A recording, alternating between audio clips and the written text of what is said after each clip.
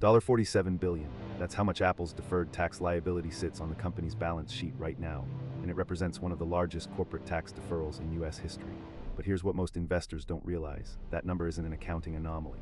It's the result of a deliberate legal strategy that routes $110 billion in annual services revenue through low-tax jurisdictions, allowing Apple to pay an effective global tax rate of just 13-15% instead of the 21% federal corporate rate.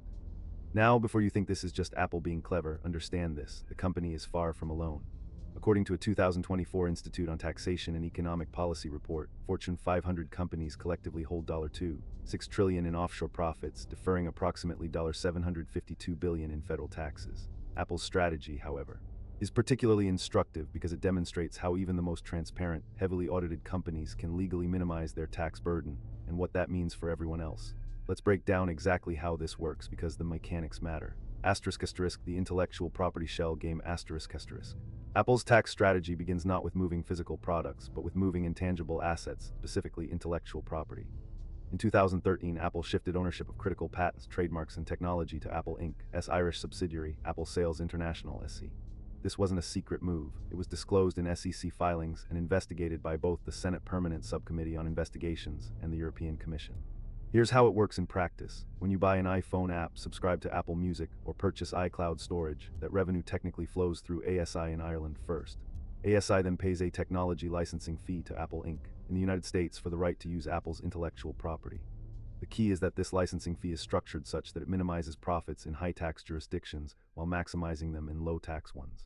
In 2017, the Senate investigation revealed that Apple had routed approximately $4 billion in annual revenue through Ireland, yet ASI reported paying only about $50 million in Irish corporate taxes. This represents an effective tax rate of just 0.05%, a fraction of Ireland's nominal 12.5% corporate tax rate at the time. But here's where it gets more sophisticated. Ireland has a special tax status allowing companies to be tax resident in another country while actually managing operations there. From 2003 to 2014, ASI was essentially tax resident nowhere. It operated in Ireland, but was technically managed from the United States without being classified as a US tax resident. This is called the double Irish-Dutch sandwich arrangement. Though Apple's version didn't technically include the Dutch entity. The cost to you and me, ***. When corporations defer or avoid $752 billion in federal taxes, that money has to come from somewhere. According to the Congressional Budget Office, corporate tax avoidance disproportionately increases the tax burden on individuals and small businesses that cannot employ these strategies. Consider this: if Apple alone paid the standard 21% federal corporate tax rate on its $110 billion in annual services revenue instead of its effective 13-15%, it would owe approximately $8 billion in additional annual federal taxes. Over a decade, that's $88 billion, when multiplied across the Fortune 500. We're discussing hundreds of billions in foregone tax revenue that individual taxpayers effectively subsidize through higher income taxes, reduced public services, and increased federal debt. A 2019 study by the International Monetary Fund found that countries lose approximately $427 billion annually to corporate tax avoidance globally. In the United States specifically, the Joint Committee on Taxation estimated that tax avoidance costs the government between $600 billion and $900 billion per year, money that could fund 46 million middle-class tax cuts or expand Medicare by 18 years. Why the IRS hasn't simply shut this down. This is where many people get confused. If this is legal, why doesn't the government just change the law? The answer is more complicated than it appears. First, Apple's arrangements largely predate changes in international tax law. The double Irish-Dutch sandwich strategy operated in a gray area of tax law that wasn't explicitly illegal but wasn't explicitly encouraged either. When the IRS challenged Apple's methods, the cases were settled or remain in dispute through administrative appeals. Second, Apple has approximately 300 tax professionals on staff, many of them former IRS officials and tax court judges. When the company structures a deal, it does so with explicit legal opinions from major tax firms confirming that the arrangement complies with current law. This creates litigation risk for the IRS. Challenging these arrangements can be expensive, time-consuming, and uncertain. Third, there's a genuine debate among tax experts about whether this behavior should be eliminated. Some argue that the issue isn't Apple's strategy, but rather outdated tax code that allows intellectual property to be separated from the substance of where it's actually developed. Harvard Law professor Mihir Desai noted in a 2015 paper that the solution isn't to punish companies for following the law, it's to rewrite the law. This debate led to the OECD's Base Erosion and Profit Shifting Initiative, BEPS, and more recently, the OECD's Global Minimum Tax Agreement of 2023, which aims to establish a 15% global minimum corporate tax rate. However, implementation remains uneven, and many countries, particularly Luxembourg, Ireland, and Cyprus, have lobbied extensively to maintain lower rates. The legal but problematic nature of tax deferrals. Here's a critical distinction. Apple isn't technically dodging taxes in the sense of illegality. The company is deferring them. Deferred tax liability means the company owes taxes eventually. On Apple's balance sheet, that $47 billion is listed as a liability that will theoretically be paid when the company repatriates foreign earnings to the United States.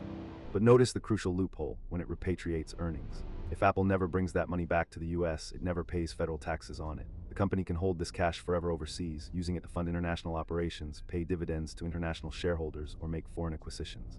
Apple has done exactly this, maintaining over $150 billion in cash overseas at its peak. This is where the system's fundamental problem emerges. The deferred tax liability assumes Apple will eventually repatriate profits, but the company has structured itself specifically to avoid doing so. It's not tax evasion, it's tax deferral optimization. Comparative examples: how other tech giants do it. Apple isn't unique. Google routes profits through Ireland and Bermuda, paying effective rates around 12%. Microsoft similarly shifted intellectual property to Puerto Rico and other locations. Amazon famously paid zero federal income taxes in 2012 despite $13.4 billion in revenue, using legal deductions for research and development credits. What distinguishes Apple is the scale and transparency. Apple's deferred tax liability is explicitly disclosed. The company doesn't hide it.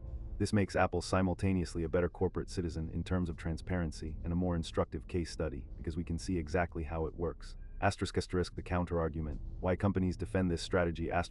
Corporate defense of these strategies rests on several points. First, companies argue that U.S. corporate tax rates were among the highest globally until the 2017 Tax Cuts and Jobs Act reduced the federal rate from 35% to 21%. When rates are globally uncompetitive, companies claim they have a fiduciary duty to shareholders to minimize tax burdens. Apple's chief financial officer has stated that the company's tax strategy follows applicable law and ensures capital is deployed efficiently for shareholders. Second, companies note that the U.S. is one of the few countries with worldwide income taxation. Most developed nations use territorial tax systems, where only domestic source income is taxed. In a worldwide system, U.S. companies compete against foreign competitors not subject to tax on foreign earnings, creating what advocates argue is an inherent disadvantage. Third, these strategies actually generate some domestic economic benefit.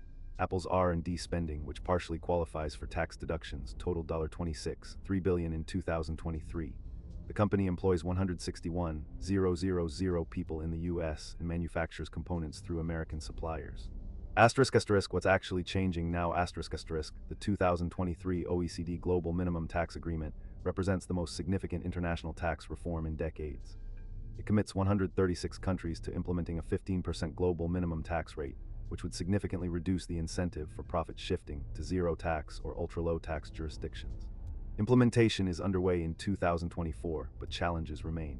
The U.S. hasn't yet enacted the minimum tax provision into law, and countries like Hungary have resisted. Additionally, a 15% floor still permits substantial tax avoidance compared to historical U.S. rates of 35% or standard European rates of 25-30%. In conclusion, Apple's $47 billion deferred